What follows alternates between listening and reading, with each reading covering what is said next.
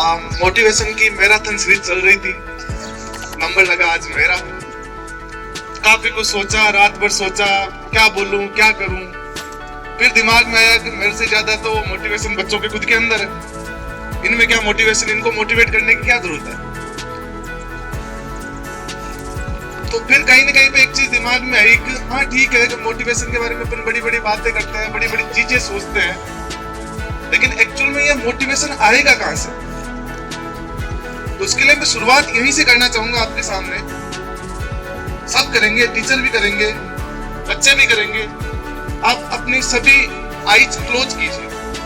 आपका पढ़ने में मन नहीं लगता, बहुत सारी आपके साथ में, आपके अंदर मोटिवेशन नहीं जाग रहा। 2 मिनट के लिए अपनी आंखें बंद करो। इवन सब कर सकते हैं, कोई भी, मतलब टीचर कर सकते हैं, बच्चे कर सकते हैं। अपने घर की जो सिचुएशन है उसको एक बार के लिए अपने माइंड के अंदर लाइए। आप किस एटमॉस्फेयर में रह रहे हो, कैसे आपके पापा मम्मी आपके लिए मेहनत करते हैं। जो बच्चे बसों के अंदर आ रहे हैं, कैसे उनकी मम्मी सुबह जल्दी उठती है, कैसे खाना बनाती है, कैसे आपके पिताजी आपके लिए कमाते हैं। काफी चीजें आ रही होगी दिमाग में आपके। अब इन सब चीजों से बाहर निकलने का एक ही तरीका है, वो है स्टडी। घर वाले आपसे कुछ नहीं मांगते। घर वाले आपको अभी इस एज के अंदर ये नहीं बोल रहे बेटा हमको पैसे ला के दो, हमारे लिए ये करो, हमारे लिए वो करो। सिर्फ आपसे वो यही चाह रहे हैं कि आपका एक अच्छा स्पेस, और वो भी कभी कभार आपसे हो पाता है, कभी कभार नहीं हो पाता है, नो डाउट, कोई दिक्कत नहीं है। मैं as a being chemistry teacher, मेरे दिमाग में एक चीज आती है कि आप सब लोग एटम के बारे में पढ़ते हो। एटम क्या होता है कि एटम मैटर का कोई स्मॉलेस्ट पार्टिकल होता है, सबसे छोटा पार्टिकल। अब एटम के अंदर बात करते हैं तो 3 सब एटॉमिक पार्टिकल होते हैं।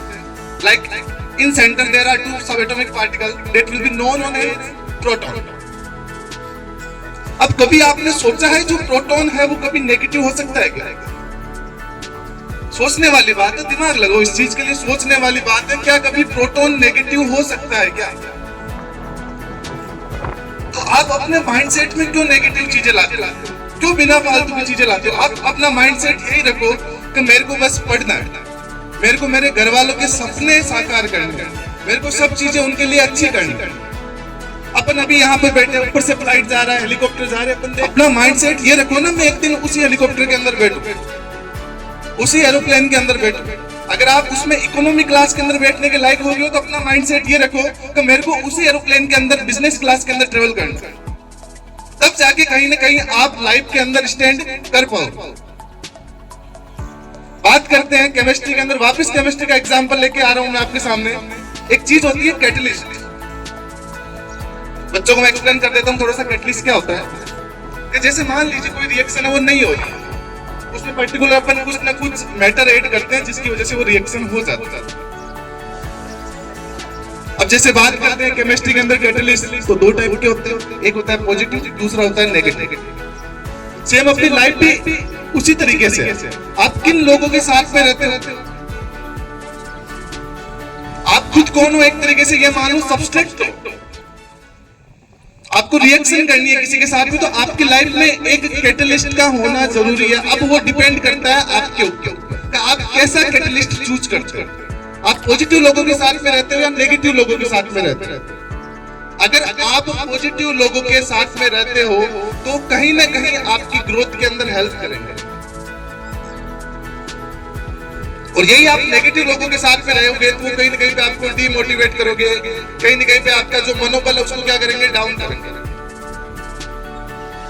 तो इसके लिए चीजें अच्छी हो, इसके लिए लाइफ के अंदर आपने सबने, मोस्ट ऑफ द पीपल ने RRR मूवी जो है, साउथ की एक मूवी है अच्छी खासी, देखी होगी। तो अपनी लाइफ के अंदर भी क्या होना चाहिए कि जो 3 R है उसको आपको फॉलो करना है। अपने स्टडी को लेकर 3 R है वो फॉलो करने हैं। नंबर 1 है रीड।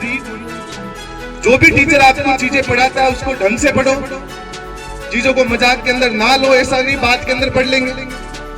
जो चीज आपको पढ़ाई है उसको टाइम पे रिवाइज करो। And number 3 recall.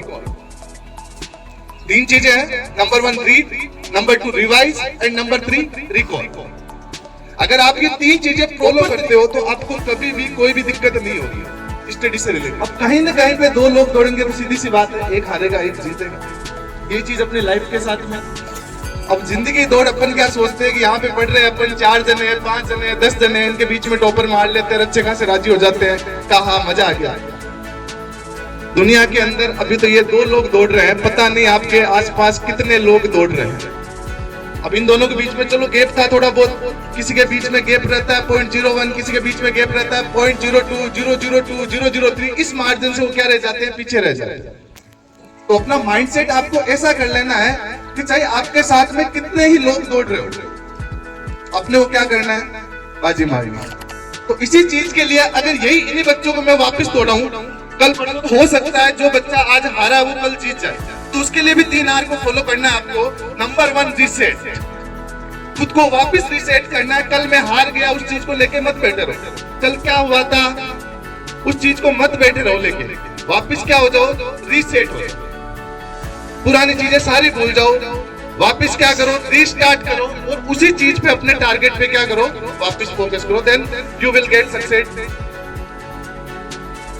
इसके अलावा कई बार ये चीजें होती है कि आपसे अपना टाइम है वो प्रॉपर फॉलो नहीं हो रहा है, तो उस चीज के लिए मैं सबसे एक प्रॉपरली जो फॉलो करते हैं अपन चीज 8+8+8, टोटल 24 आवर्स होते हैं, तो उसके लिए आपको 8+8+8 24 घंटे होते हैं, इनको 8+8+8 के अंदर आपको क्या करना है, डिवाइड करना है और टाइम को कैसे यूटिलाइज करना है वो चीज आपके सामने रखता हूं मैं।